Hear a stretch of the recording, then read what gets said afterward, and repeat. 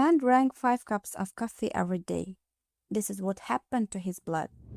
Meet Eric. He's 40-year-old IT professional. And when he finally walked into the doctor's office, he didn't just say he was tired. He said he felt like a rusting machine. It all started a few months back. Every single morning, Eric would drag himself out of bed, feeling like he had just pulled a 12-hour shift, moving bricks instead of sleeping. Throughout the day, a heavy brain fog settled in. He was constantly chugging coffee, desperately trying to jumpstart his focus. But the strangest part, even though Eric was actually eating less than before, the fat around his waistline, stubborn belly fat, just kept piling on. Eric did what anyone would do. He turned to Dr. Google. Doctor, I think my thyroid is completely shot, Eric said. The symptoms lined up perfectly. The crushing fatigue, the unexplained weight gain, the sluggishness. It had to be hypothyroidism. So, the doctor ordered a standard blood panel, TSH, perfectly normal. Free T4, normal. Just like that, the thyroid theory was dead in the order. But Eric wasn't getting any better. In fact, things were getting weirder. Every day, right after lunch, a wave of exhaustion would hit him so violently that he'd almost pass out right at his desk. This wasn't ordinary fatigue. This was profound postprandial lethargy, the ultimate afternoon food coma. The doctor knew they had to dig deeper. They ordered an advanced metabolic panel to look for the hidden culprit, and they buried in the numbers were the tracks of a silent killer. Fasting glucose, 108. Normal should be under 100. A1C, 6.1. Let's pause right here. A1C at 6.1. What does that actually mean? This isn't just a case of your sugar is a little high. This is a danger zone. This is prediabetes. To understand exactly why Eric felt like he was running on empty, we have to zoom down to the cellular level. Whenever we eat, our body breaks that food down into glucose, pure sugar. Glucose is a premium fuel your cells need to create energy. But to get the fuel inside the cell, you need a key. That key is the hormone called insulin. In Eric's case, years of a high-carb diet combined with sitting at a desk all day had triggered a metabolic logjam called insulin resistance. Think of it like this. The locks on his cell's doors had completely rusted out. The insulin keys were turning, but the doors wouldn't budge. Here is the exact chain reaction that was destroying Eric's day. Starving cells. Because the doors were locked, the sugar stayed trapped in his bloodstream instead of feeding his cells. His body was surrounded by fuel, but starving on the inside. That's why he was chronically exhausted. The hormone trap, hyperinsulinemia. The pancreas sees the high blood sugar and panics. It thinks the doors aren't opening. We need more keys. So it floods the system with even more insulin. But insulin is the body's ultimate fat storage hormone. When insulin levels are chronically high, your body physically cannot burn fat. It only stores it, specifically as abdominal fat. The brain fog. Those massive spikes and crashes in blood sugar were essentially short-circuiting his neurons, leaving his brain trapped in a constant fog. Why did the doctor look past the obvious? Because Eric's symptoms are the ultimate copycats. Hypothyroidism mirrored the fatigue and weight gain, but the blood work really out. Anemia could easily cause exhaustion, but his hemoglobin levels were pristine. Chronic fatigue syndrome, a label often used when doctors give up. But the doctor knew this wasn't a mystery illness, it was a biochemical breakdown. Prediabetes isn't just a waiting room for diabetes. It's an active metabolic crisis. Right now, the excess sugar in Eric's blood was acting like microscopic shards of glass, scraping against the delicate walls of his blood vessels and damaging his microcirculation. When Eric heard the word prediabetes, He was terrified. But this wasn't a death sentence. It was a wake-up call. All right, let's dive into the 5 steps to reverse prediabetes. But before we get to that, let's look at 6 early warning signs that you might have prediabetes. Look at your neck. They have a dark, slightly velvety patch around your neck, armpits, or groin. Most people think it's a tan line or dirt.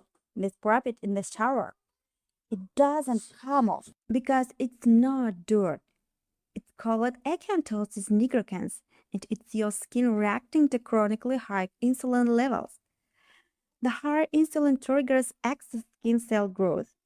If you had these for years and ignore it, please don't ignore it anymore. Skin tags, those little soft flaps of skin on your neck or under your arms, and now they're harmless. But research shows a direct link between the number of skin tags and elevated blood glucose. One or two is nothing, but if you have several, especially in your 30s or 40s, that's your body dropping a hint. Ask your doctor for a blood sugar panel. It takes one blood draw. Measure your waist. Go grab a tape measure right now. Men, over 40 inches, 102 centimeters, that's a red flag. Woman, over 35 inches, 89 centimeters, red flag. This belly fat, called visceral fat, it's not just sitting there doing nothing. Every single day, it pumps inflammatory chemicals into your blood. And those chemicals make insulin resistance worse and worse. This isn't about how you look. This is pure biology. 3 numbers you must know. Next time you get blood work done, ask for these 3 specifically. Triglycerides above 150, warning. Good cholesterol, HDL, below 40 for men, below 50 for women, warning. Blood pressure, 130 over 80 or above, warning. One of these alone is a concern. 2 or 3 together. That's not a coincidence, that's pattern. Doctors call it metabolic syndrome, and it almost always travels with prediabetes. This tiredness is different. You slept fine, but you woke up exhausted. By 2 p.m., your brain is foggy and your eyes are closing. Coffee doesn't fix it.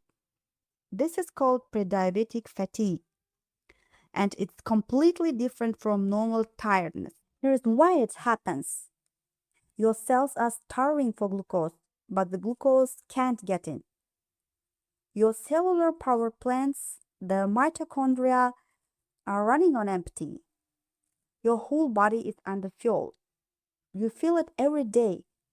You just didn't know what it meant. Rest and sleep.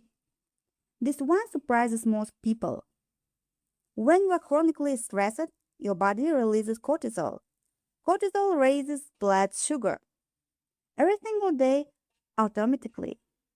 And sleep, just 1 week of sleeping under 6 hours, significantly increases insulin resistance, even in perfectly healthy people. Sleep is not just rest. Sleep is when your body repairs its hormonal balance. Cortisol drops. Insulin sensitivity resets.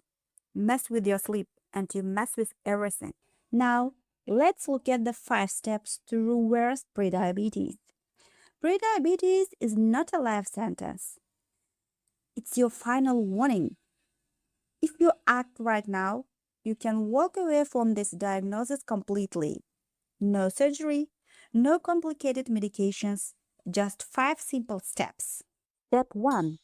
The weight loss rule. Major scientific studies show that losing just 5 to 7% of your body weight cuts your risk of progressing to full diabetes by more than half. If you weigh 200 pounds, that's only about 10 to 14 pounds, not 50, not 100. Just a few pounds can literally save you from a major health crisis. And if you lose a bit more, your metabolism can completely reset.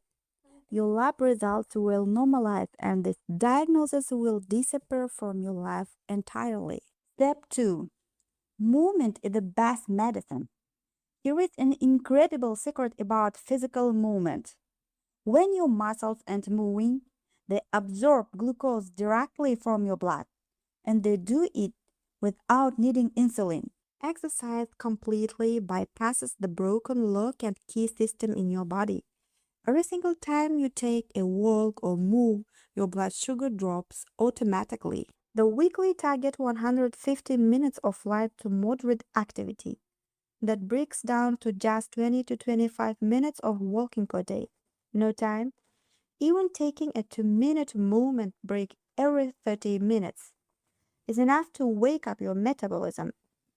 You don't need a gym membership on day one. You just need to stop sitting for hours on end. Eat like your pancreas is watching, because it is. It's every single you take is being tracked. So let's give your body some help. Here is what you need to eat more of: vegetables and fruits, nuts and legumes, whole grains, olive oil and fish. Here is what you need to strictly cut back on: white bread, white rice, and heavy flour products, sugary drinks, soda, juices, and energy drinks, processed, packaged snacks, and pastries. And here is a hidden enemy most people never see coming: store-bought fruit juices, flavored yogurts, healthy fitness granola bars. These are actually massive sugar delivery systems in disguise. They look healthy, but they are not. Stop reading the flashy marketing on the front of the label. Read the ingredients on the back. A natural template filled with olive oil, greens, vegetables, and clean protein is the most powerful weapon to reverse this condition. Step 4. Sleep is free medicine. Modern science now classifies sleep alongside diet and exercise as a core pillar of health. It is not just lifestyle suggestion. It's a medical necessity. During deep sleep, your body restores its hormonal balance. Stress hormones drop and your insulin sensitivity resets. If your sleep is broken, no diet and workout can fully fix your metabolism.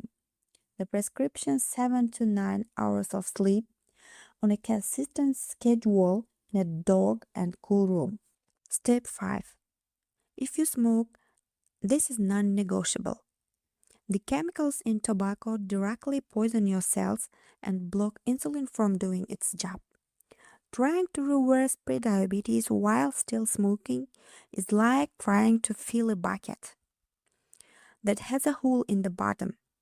You can do everything else perfectly, but if you smoke, this must go first. That's all for today. If you found this video helpful, please give it a thumbs up and hit that subscribe button right now. Thank you so much for watching.